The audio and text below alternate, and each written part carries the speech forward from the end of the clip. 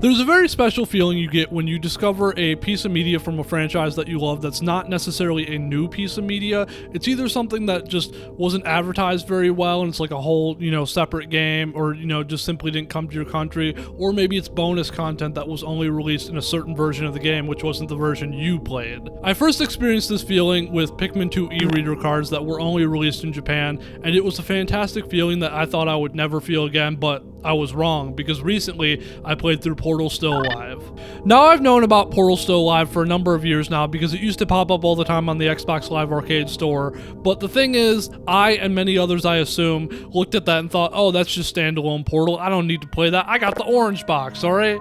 Why would I need to play that? I got the whole package right here. Now, the thing is that it is standalone Portal. However, and this is a big however, it came with 14 extra levels. I discovered this recently when I was working on my last video and I was processing a bunch of stuff, and I thought to myself, let me play something on my Switch while I wait for this stuff to process. So I busted out my Switch and started playing through Portal, which I bought forever ago just because I like to buy games on my Switch so I can play them portably whenever, like this moment right now. But when I booted up the game, I noticed this. What is this? Bonus levels? Still Alive? Chapter 1? So I booted it up. And let me tell you what, it's really refreshing to play Portal 1, but like with brand new levels. The first level feels exactly like Portal 1, but the only difference is that GLaDOS isn't speaking to you, which Portal 1 always had this creepy vibe to it, but without GLaDOS speaking to you, it just feels even weirder. Level 2 gets a little bit more interesting with the level design because there's a bunch of these small window-like holes that are just small enough for you to shoot your portal through. But these weird little holes in the wall aren't the only new features in these newer test chambers, because we also have these electricity hazards. Most of the time you just have to run through these electrical hazards so you don't get zapped in the ass like Shazam over here, but there is one level where there's a raised electrical platform with cubes on it that you have to launch yourself through portals in order to get those cubes off, so you gotta make sure that your timing is just right. There are also these red laser fields that you can go through if you like dying, of course. But I think most interesting of all is that they have light bridges in here, like from Portal 2. So it almost feels like you're playing like a beta version of Portal 2, either that or like a Portal 1.5. But interestingly about these light bridges is that you can shoot portals through them, which I believe you can't do in Portal 2. Yeah, I just checked it. You can shoot portals through the light bridges in Portal 2, so I'm a fake and a fraud, and get me out of here.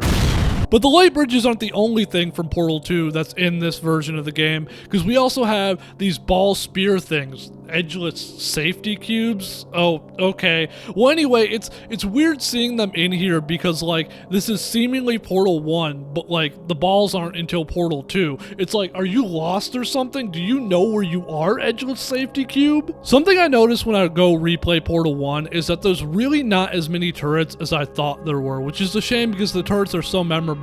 But like Portal Still Alive makes up for it so much because there's so many turrets in the game. So many, in fact, that there are several points where the only way to get around them is to use a cube as a shield, which I don't think there's an instance in the original game where you need to do that. Also, apparently the turrets disintegrate in this gross garbage water, which honestly, same. If I landed that gross garbage water, I'd probably disintegrate too, but I don't think the original version of Portal has an instance for you to know that they do that. Also, if you like the weird back rooms of Aperture, there's a little bit more of that in here as well. Overall, Portal Still Alive is a great time, and if you're a fan of Portal and you haven't played this game before, I think you should definitely check it out because I think it's worth your time. But I will say the level design is a little bit strange because it's actually based off of Portal the Flash game, which is a 2D game and isn't an official Portal game, but the developers of Portal noticed it and they brought some of the levels from that game into Portal 1 as Portal Still Alive, and I think that's really cool. Guys, thank you so much for watching my video. If you enjoyed the video, why don't you leave me a like and maybe subscribe if you want to see more content like this, and comment down below telling me what you love about Portal Still Alive or just Portal in general. And if you also didn't know these 14 extra levels were a thing, let me know that as well. But who knows, maybe I'm just a dumb little guy and I'm the only one that didn't know it. But anyway, I'm gonna go force my friend to play this game, so I'll see you guys next time. Bye bye. ASMR. Oh god. You're being shot at by a turret ASMR. Do you mind if I play some noise to go to sleep? You mind if I play some white noise?